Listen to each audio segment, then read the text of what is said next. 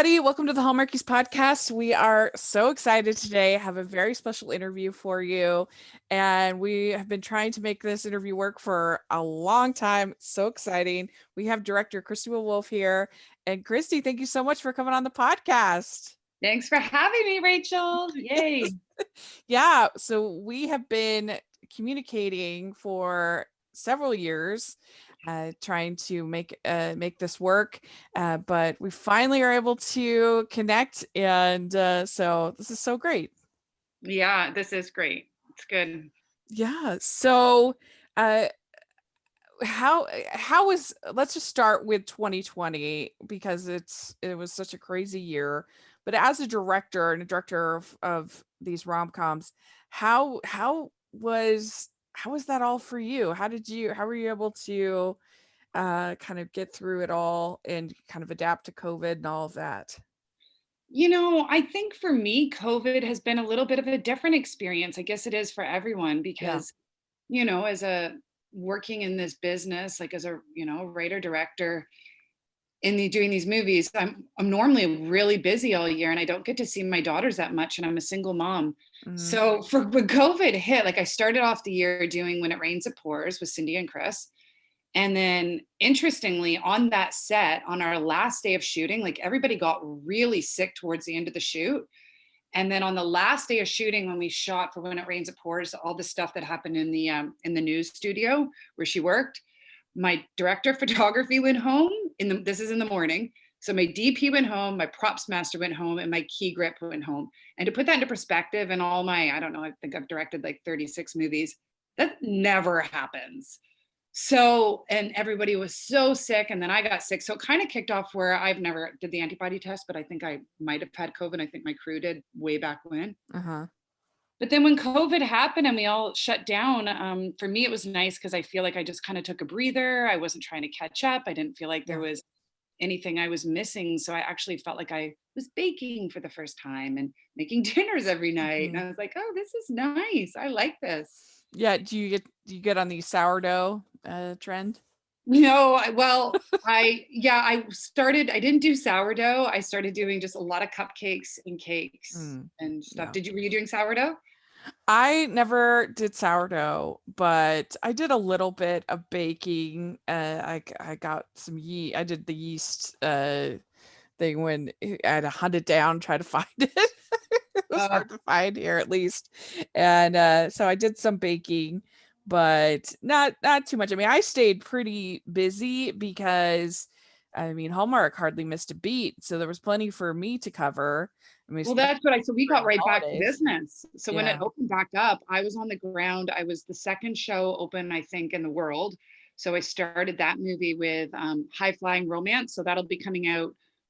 They haven't set a date yet, but that'll be coming out soon on Hallmark. And I wrote and directed Oh. that. And that's with Jessica Lowndes and Chris Russell too. And my daughter's actually in it playing the daughter in that. Oh, really?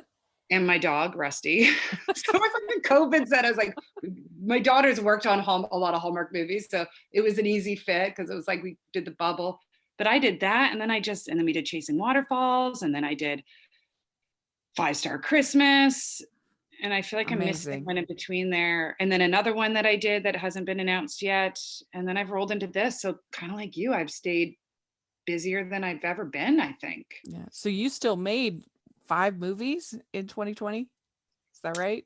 Yeah, I'm starting my 6th, but I made 5 movies. Yeah. That's amazing. Yeah. That's Yeah. very impressive. So let's learn a little bit more about your backstory. This is the first time that you have been on the show. So how did you become inspired to become a director? What kind of got you on that path? Well, I was always a storyteller, like since whenever, when I was little, I was always I was always telling stories and my dad always had a camera and I thought I used to act. So I thought that maybe that was a career path. So when I went into university, I was acting and there was this teacher there on my last year of university. And she said to me, she was like, so you can audition for this play. She was like, but have you ever considered maybe being a director's assistant with me? And I remember that was the first time that I was like, oh, And then from there on, I started like making movies, and I was writing a lot of plays. I came from the theater world, and I was doing that. My first feature film was Slightly Single in LA, and I was living in Los Angeles, and I was working at this cafe, and I wrote this movie. And interestingly, Jonathan Bennett, who I was friends with, he was the first person attached to this.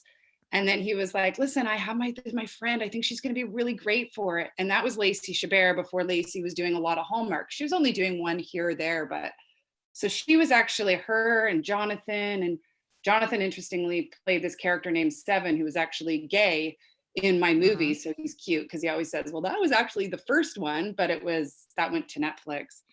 So I did it. I think I became a director because I prefer telling the story from behind. And I also have, a little bit of, I think a lot of people in the world suffer from a little bit of self-conscious body issues. Like, I don't like seeing myself on screen. And I realized that quickly when I saw myself on screen, and I moved from theater to film. I was like, no, don't want to do that. And I get it's just as rewarding being a storyteller behind the scenes, directing it and writing it. Well, that must make you extra sort of conscientious of the way that you are sort of portraying your actresses and in your cast as a director, since you know that sort of insecurity kind of going into it. Yeah, I definitely, I would say probably most of the actresses I work with would maybe say that, because I know they tell me often, they're like, thank you for noticing that. Like, I'm just sensitive to it, because it's when you're an actor in there to perform and give a performance. And then the other element of it is how you look on screen. And it's, it's so nice when nobody has to worry about that. And an actor feels like, listen, I got your back. Listen, if your hair's out of place, I got it. Or if we turn around and I don't think you're going to like that shot from behind or something, like, I'm just aware of how they might feel. So I feel like I always have my eyes, and that's for my male actors too. Sure. But yeah, maybe I'm like that. I don't know. Yeah. So did you, when you were in theater, did you do musical theater or just mainly plays? Predominantly musical theater. Yeah. Well, so you can maybe direct when we have our dream Hallmark musical. Oh my gosh. I was so When It Rains, It Pours was going to be a musical. I had music scored for it, and it no wasn't way. Yeah, so it wasn't an official Hallmark one. It was one that we'd make that becomes an acquisition where it sells. And I had convinced my producer, so I had this awesome composer and had this music made for it, and then it kind of went sideways. Oh man, that would have made that movie way better than, I mean, it was fun. I enjoyed it, but they burst into song about the weather. That would have been amazing. Oh, I had full numbers. Like, oh man, between mom and daughter, and that's why Jennifer Copping ended up playing the mom in that, because she's a big musical theater buff. I don't know if you know who she is, but she's a huge musical theater person and has worked all over the world. So she was helping me develop the musical side. And then when it went sideways and it was like, no, we're just going to make it a straight show, I was like, I got to give her a role. So that's why she ended up playing the mom in there, when actually she's quite a little bit too young for it. But that's how that movie kind of shaped up. But yeah, it would have been so awesome, right? When they're walking and also with their umbrellas and break into it. One day. Oh man, what could have been? Because we just figure it makes sense. You have so many talented singers that are available for a Hallmark musical. I mean, you have the people like Bethany Joy, who's incredible. You have Jen Lilly, who can sing. You have Alicia Witt, who can sing. I mean, the list goes on. And the guys too. There's so many guys who can sing. Yeah. It would be so fun, and it just fits with Christmas. I mean, the Christmas carols, Christmas. I mean, can you imagine if they had a Countdown to Christmas holiday musical? It would be huge. Oh, it would be great. Maybe I'm going to try to see if I can start pitching that again. I feel like Ron Oliver has to be pitching that. Like, I feel like Ron would love to do it. So Ron might beat me to the punch on that, but I feel like I'm gonna work on that again. Yes. But you can see I often put music in my movies. Like, I often have someone singing in my movies. Oh yeah. Well, yeah. Make me executive producer. Yeah, exactly. There you go. You're on board too. All right. So Yeah, that's our dream someday. And so, yeah, you have had so many projects that you've been involved with, that you've directed, and but your first one for Hallmark was Cookie Cutter Christmas, I think. That Yeah, I think it might have been two. Like I'm going back, there was, yeah, I think it might have been Cookie Cutter Christmas. Yeah. So, and that one's a pretty popular one. You see it played quite frequently. And Uh, they're singing in that. They have the sing off. that's true. And that was Aaron's first movie for the network. Yep. Yeah. Yeah. And so that must have been a pretty fun one to start with. You've got off you've got your rivalries and your cookie making and all kind of fun dynamics going on. That must have been a pretty good way to start out your Hallmark career. Yeah, that was. And then we had Alan Thicke in that one too. Oh yeah, yeah, that's true. Yeah. Yeah. Yeah. Do you have a favorite? I know that's always a tough question of the Hallmark movies you've done. I do. I have a few favorites. Like if you went through all of my Hallmark movies, you'd be like, Uh-huh. oh, like I often like to cast quite a few of the same actresses and actors. Yeah. I love working with Joy. I love working with Jen Lilly. I love working with Cindy Buzz. I like all of my female leads, and some normally the female leads aren't really up to me, but I feel like I feel Mhm. like in Amelia I just worked with. I feel like I like working. I haven't had a bad experience with any of my female leads. Some of the second or third or fourth characters. For my male leads, again, I've pretty much liked all the guys I've Mhm. worked with, but Chris Russell, as you can see, I put him in a lot. He is Mhm. my new muse. I just think Mm. I don't know if you've Yeah. what status like where you're feeling on him, but I just think he's so handsome and he's Mhm. such a good actor and he's a dad in real life.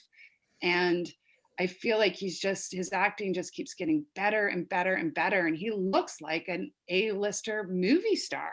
Yeah. Um, He's so charming. We really enjoy him. I think particularly Mr. 365, I think that is his sweet spot. I think yeah.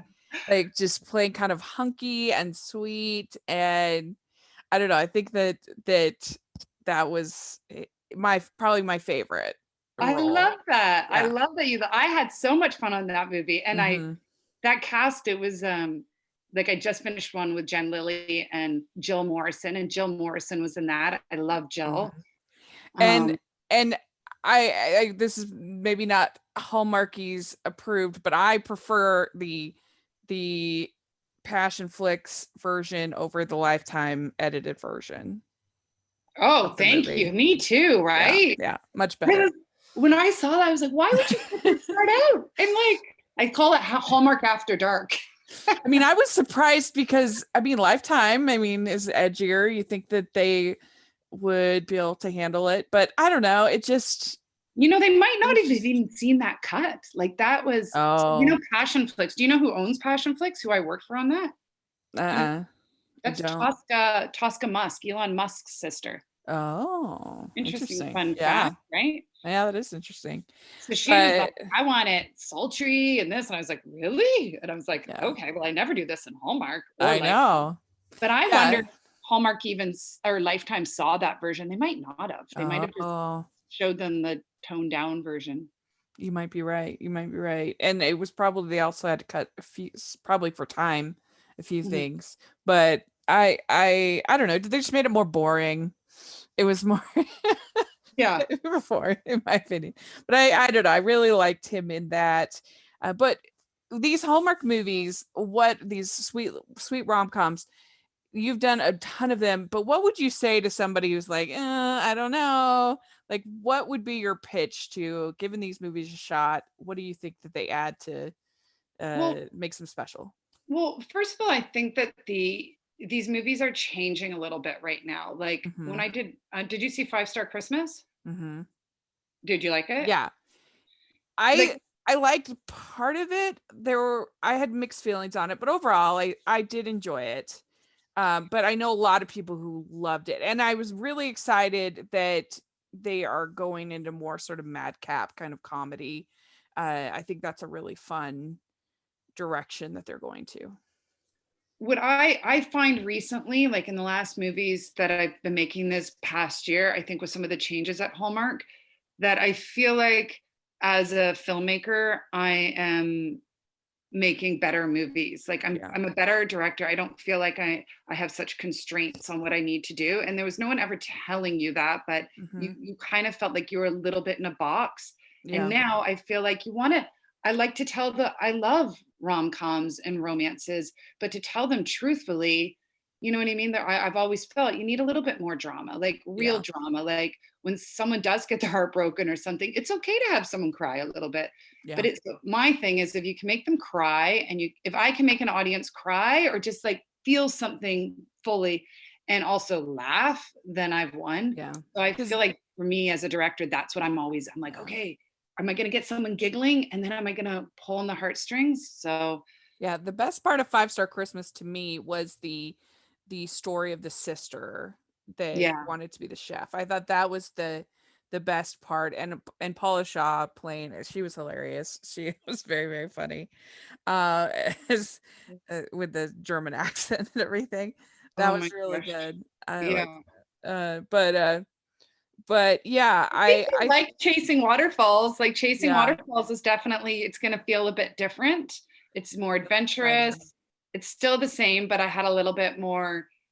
I don't know. Well, it's definitely more adventurous. Like we went on it. Mhm. We literally went on an adventure for it. But it's I don't Yeah, know. I just love Cindy and Chris together. They're just two of my favorites together. like I love the rom-com formulas. Obviously, I wouldn't be doing this podcast if I didn't. I love the the tropes and the archetypes, and the holiday films. I really do enjoy them. But especially with the amount of content that Hallmark is producing, I think you do have to shake it up. You do have to have some variety. Like I wouldn't want them to completely abandon kind of the traditional rom-com formula, but I'm excited that they'll that I won't know what is coming next exactly. That there'll be a little bit of surprise and a little bit of in this next era, I guess, of Hallmark movies. I think it's going to be fun, and I think that they had a very strong slate this last holiday season. I mean, especially considering all of the challenges. I was very, very impressed. And I don't know if maybe it was helped by the fact they had that sort of little bit of time to kind of work on scripts a little bit longer, that maybe helped. But there were very few that I really didn't like. I mean, literally only probably four. The rest I would all watch again, that I all enjoyed to varying degrees. And so I don't know, I just thought it was a very strong season for them. And they had some that were more tearjerkers and some that were more hilarious and some just traditional rom-coms. And so it was very impressive. Yeah, I think so too. But Hmm. I tell people that say, "Oh, like I've actually am quite happy and proud of the work I do, but I Sure. feel like as a director, you're always whatever we do in life, we're always like, "Oh, well, I want to, you want to go step up a little bit more and do this, do that." And so for me sometimes it's like, "Oh, how I would love to be doing these episodic television stuff I'm seeing on this station and that." And then over COVID, what really set in for me is like, you know what? I love making these movies. And the more I do, the better I get as a storyteller. And so for Hmm. people who are like, oh, Hallmark, oh, I won't watch that. I'm like, really? Well, you should try. Like I had Yeah. my boyfriend, my partner watch one. It was his first one. Hmm. And he was kind of like, oh, my mom watches that, but I would never watch that. Next thing you know, he's crying away. And he was like, Love that was a it. really good movie. Yeah. So Yeah. now he's like, he kind of secretly likes Hallmark. I'm like, you don't have to be secret about it. I think most husbands kind of like it. They just don't want Yeah. to say they do. We're getting people to get out of the closet with their Hallmark viewing Yeah. Yeah. and shout it to the world. Yeah. Yeah. We'd like to take a second and thank our sponsor for this episode of the podcast. From Amazon best-selling author Esther Hatch comes a fresh and fun Victorian-era rom-com, Manor for Sale, Baron Included. Lord Farnsworth would rather rot in debtor's prison than sell the one place that feels like home to him, his mother's manor. That is, until he meets the charming woman who wants to buy it. Suddenly his plans become clear. Sell her the home and then woo her to the altar. What could possibly go wrong? If you enjoy your historical romance sweet and clean with a large dose of humor, Hatch weaves the perfect story for you. See why readers are saying, quote, from the first page, this book had me grinning from ear to ear. Esther's beautiful writing style and lovable characters make you fall in love instantly and invest yourself in the story until the very end. Manna for Sale, Baron Included is available on Amazon in paperback and Kindle, also available in Kindle Unlimited. So check out the new novel, Manna for Sale, Baron Included. And we had an episode of our podcast with Esther where we dove more into the book. So you should definitely check that out as well. It's a really fun, dishy read. So you first came on our radar, at least, with A Dash of Love, and that's still, I think, Jen Lilly's best movie, and I think it's still one of my favorites of the last few years. I love that movie. I think it is so well done, so well executed. I think the chemistry is really good, and I think her character is really well done. I don't know. I really enjoy it. So that movie, me too. And that movie was such great energy. It was Jen's first movie for them. It was the executive that was in charge of that was Jen Phillips. It was her first movie. She used to be Bill Abbott's assistant. So it was her first one as an executive. And then the producer on the ground here in Vancouver is this woman, Kim Arnott. And there was just this awesome synergy that there was no bumps and we just made it. And then when we went into post, I remember doing my director's cut, and then my executive and the producer here came in and they were both like, okay, well, and it was so collaborative on the notes and it wasn't a whole lot of people chiming in. And I think that's why the end result, it was great. It wasn't, sometimes movies at all networks, I think, get a little muddled because there's so many people chiming in with the notes, but it felt very fluid because it was minimal people chiming in. So the story just stayed really focused. And I agree. I really loved how that movie came out, but that energy in that movie was kind of the energy that went into creating it too, which is awesome. There's a lot of food photography in that movie. Was that at all challenging? We had a food stylist. Yeah. Yeah, we had a food stylist do that. And Jen was so cute. Like, isn't she so cute? No, like her comment talks, like she's so funny with her little looks. Like she's just adorable. And I loved her and Brendan in that they were great. Their chemistry was good. Definitely his best movie, in my opinion, at least. Yeah, they had great energy. Yeah, and I loved some of those shots. Like I remember they were sitting in the dining room and I did this long push all the way in. I just remember doing that one and I loved it. Yeah, I think everybody after was like, I need to try ice cream cone chicken. Oh, that's right. Yeah, that's right. I think I might have come up with that actually. Like, I think so. The interesting fun fact for that one. So that movie, the writers on that, I can't remember their names. Judy and Sandra Berg. We actually interviewed them last year. They're so fun. Yeah. So they had wrote it. And then as a director, I did like a little soft pass on it and just give my little punch to it. And then I went on to do Harvest Love, which was that I ended up directing and then collaborated with them on that one too, which was my story. And then they came on and helped shaped it up with me. Yeah. They're great. We really love them. And it did make for one of the more memorable moments of the podcast because at the time we were arguing about the relationship of the father and son, and I said, is it really such a big deal that he decided to not become a baker, became a chef instead? And anyway, me and my co-host Amber, she's just like, in the world of Hallmark, there's a world of difference between a chef and a baker. So, oh, I know. Yeah. Funny, right? Yeah. Story plots. You're like, that could be a big thing for the baker. Right. Yeah. Hey. Yeah. And of course you had Perry Gilpin in that. That must have been cool. That was cool. I feel like the best thing with Hallmark is the actors that I have directed and then most of my formed nice friendships with. So it's like Perry and that. And then I worked with Lindsay Wagner and Lee Majors and like all these legends that were just like I grew up watching. And I always think that's always fun where I'm like, oh my gosh, I watched you. But she was fantastic. She was just perfectly, rude and snide. Yeah. Yeah. And yeah, Eat, Play, Love. I really enjoyed that one as well, especially with Lindsay Wagner and Lee Majors. They were so cute as your kind of older couple. And I like having Jason Cermak in that one. He's somebody a little bit different. It's nice to see when you get to see the supporting actors get to be the lead. It's always fun. And so I enjoyed that one. Harvest Love I enjoyed. You really had a very good 2017. Yeah, that's funny. Yeah, 2017. I did. Yeah.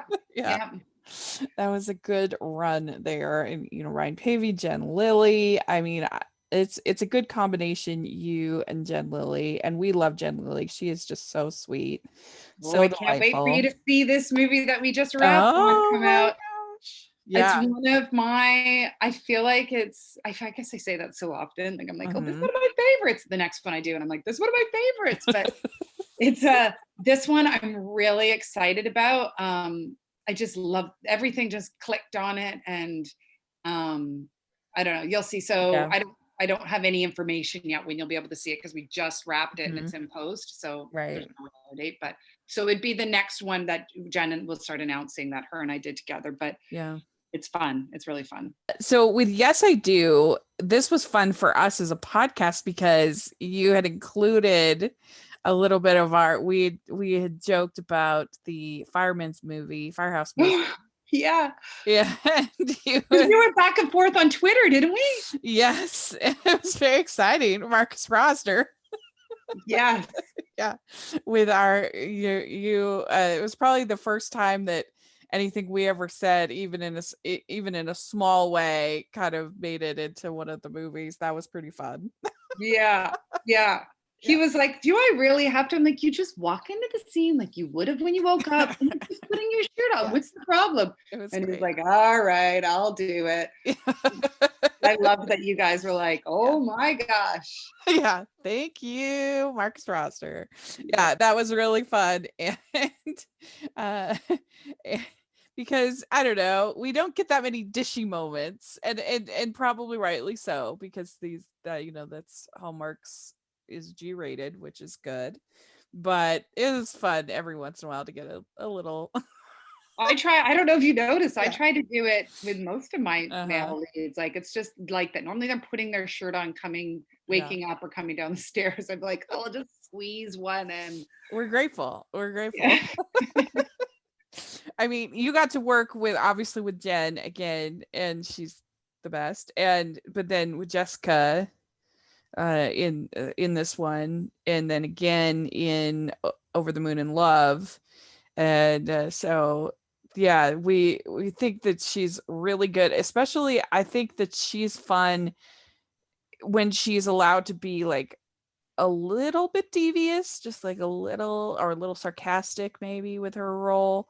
And I think she can play off that snarky, maybe that's the word I'm looking for, a little bit snarky. So for that movie, Jessica was kind of introduced to me through her management team, and they're like, we think it'd be great, and some sort of introduction. And normally she plays the lead, so she was like, that was almost an intro, interestingly, for her to just start to kind of do different types of roles, and they wanted us to work together, kind of some the higher ups. So that was her on there, and I liked, she was perfectly snarky and kind of like this. And I think I always listen to you guys. Like I listen to so much, and it's like, we don't like it when it's too tropey, like the other woman, So I'm always cautious not to keep it as realistic as I can. And then in Over the Moon, I developed that with her. Like she was like, I want to do this movie. And again, back to the music thing. And, that's where we just kept pushing in these angles. So I completely from day one developed that Over the Moon with her. To get that made. Yeah. And I like her in that because I find with Jess, I like her because she's a very sweet and beautiful individual. And I think that she comes across like creatively for me as a director, the best when, you tone down, she's so naturally beautiful, like tone down the makeup, tone everything down. And I think it makes her a little bit more relatable for audiences. And that's who she is inherently. Like I always say, I'm like, I want you to be you. Like let the audience see you. And I thought Over the Moon was a good example of that for her. Yeah. Yeah, I agree. And yeah, whenever you have Wes Brown on, that's always good as well. He's great. Oh my gosh, he's the best. Love him too. How good is that song too? Like he's just so cute. He really is. Yeah. So yes, you have Chasing Waterfalls coming up, and this is with Cindy Busby and Christopher Russell. And so why don't you tell us a little bit about it? So it again fits kind of the formula, boy meets girl, girl comes from the big city to the town. It's about a single dad, well, actually divorced dad. And I don't want to give too much about it away. Sometimes I give spoilers and I don't even realize I have. But yeah, she's a photojournalist and working for a magazine. So she has to capture her assignment is to capture waterfalls, and he works at the resort as a tour guide. And that would be kind of the premise on it. And then fun and games ensue. I have Miranda Freegon in there. So Miranda and I've been working together back since my movie Boy Toy, like, over a decade ago. So she's someone who I go to a lot because she always gives solid performances. And then Cookie Cutter Christmas. She's in Cookie Cutter Christmas. Yeah. She's in a lot. She's a couple of you ever watch Lifetime. She did a couple for Lifetime for me too. I have an actor that was in the movie that I did with Joy Lenz and Luke McFarlane, Devon Alexander. Are you familiar with Devon? I don't know what I am. He's a Black actor, and he reminds me of Kevin Hart. And we did I always forget all my movies names. The Valentine's Day one I did with Luke. Valentine's Day Match. He was the husband in that. In the B story. But so he's in Chasing Waterfalls, and he's fantastic. And I think everyone's gonna like it. There's great music in it. Beautiful scenery. We went to all these locations. So we had a COVID weight loss challenge when we did it, because we all had become quite lethargic and stuff during COVID when we started that. I was like, anybody who's in my age category, which are the 40s, that wants to join in. And because we were hiking every day. So it was really fun. Where was it shot in? All in British Columbia. Okay. Yeah. Because what's the waterfall? Well, there's multiple waterfalls. You'll see 5 waterfalls there. And 2 of them were not even allowed to give the locations out. Kind of like what happens, a little bit of the premise in the movie, because they don't want people to come to the waterfalls. So we got this special permission, but we had paramedics on site, we had safety, we had these guides that would hook everybody on, and it would just be like 5 of us that could go and shoot these scenes. And we went right out on these plateaus, and my director of photography was like literally hanging off of cliffs getting these shots. So it's going to feel a bit different than the other ones, where the cinematography is not documentary, but you'll see what I mean. It just feels a bit different because we literally went to these very dangerous locations and shot on location. Was the water super cold? When for that swimming scene, the one that you see, glacier water. So if you talk to Chris or Cindy, they'll tell you, like, we had to get them in there, and it was so cold, and we had paramedics there and everything. So when they got in, they had to get out and get bundled with heating packs right away. And it was a one-shot deal. Oh my gosh. And I was way up at the top of the waterfall trying to get a drone shot. And I was like, I go, but so they dive in, but that scene only lasts a short minute in this montage because the water was so cold. Yeah. Well, yeah, I mean, especially up there in BC, because I thought, did they film this in someplace like in Mexico or something like that? Because then it would be warmer. But it's going to be really cold.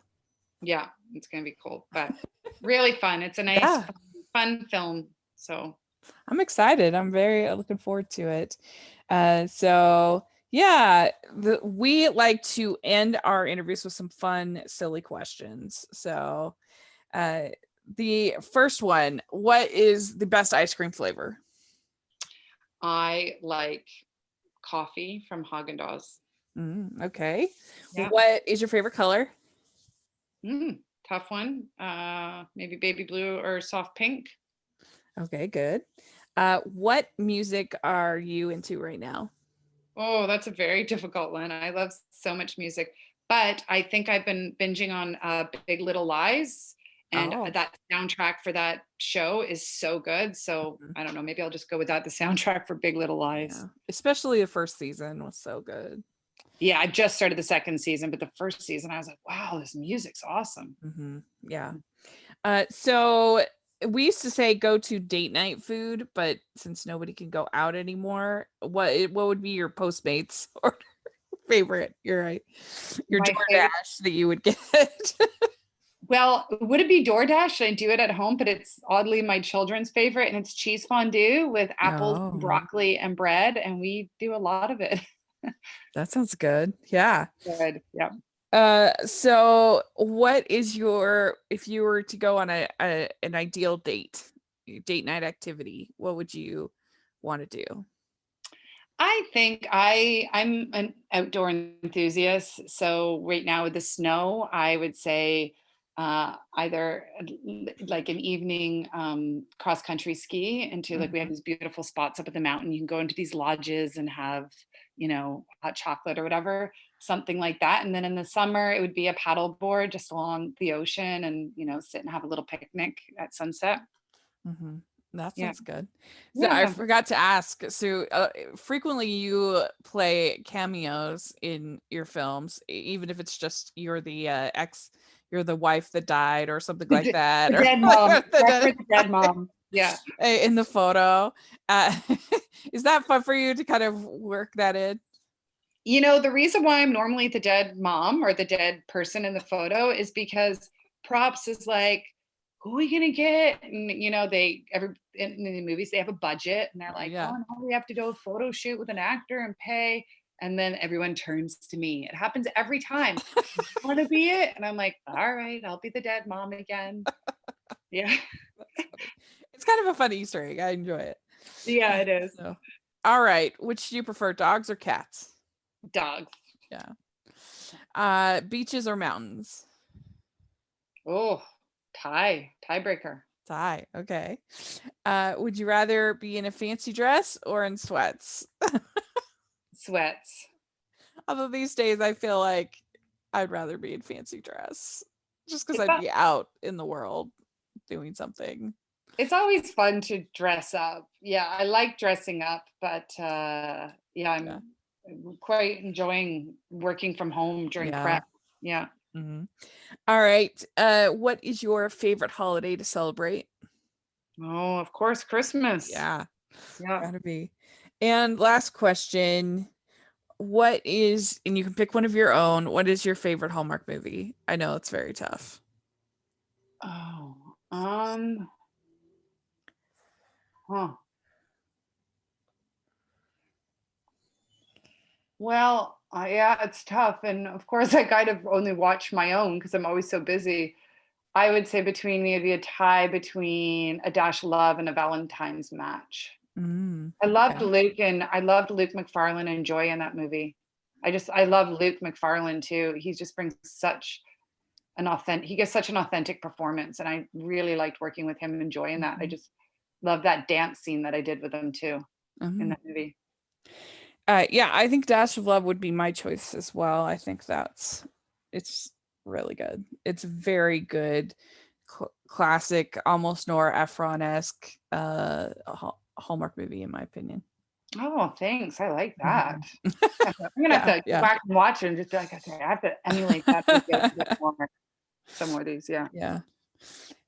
Yeah. So, all right. Well, you did it. You passed the test. You answered all the questions.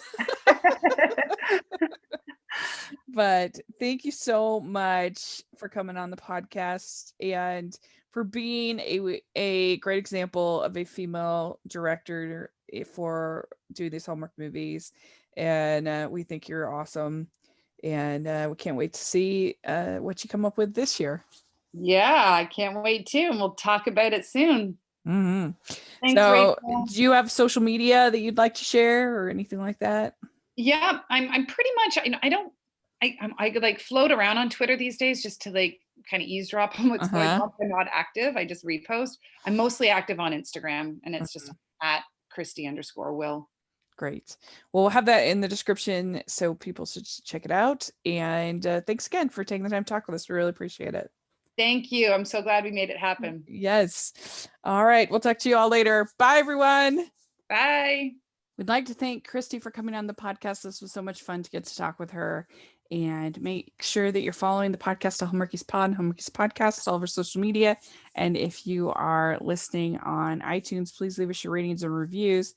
And if you are listening on YouTube, please give this video a thumbs up, subscribe to our channel. And you can find me at Rachel's Reviews, all of our social media, iTunes, YouTube, and on Rotten Tomatoes. So please check that out. I would really appreciate it. Consider becoming a patron of our channel. We really appreciate that. And we also have our merch store, which has tons of fun designs. So check that out. And thanks again. And we'll talk to you all later. Bye, everyone.